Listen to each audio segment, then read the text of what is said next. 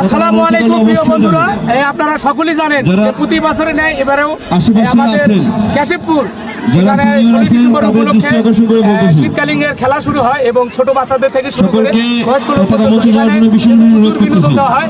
তো কাশিমপুরের সভাপতি আছেন বড় ভাই সাজাদুর ভাই, তো তার উদ্যোগেই কিন্তু এই যে এখন পতাকা উত্তোলন হবে, আপনারা সকলেই দেখেন। পতাকাটা তাড়াতাড়ি চলে নাও, তা না হলে দেরি হয়ে যাবে।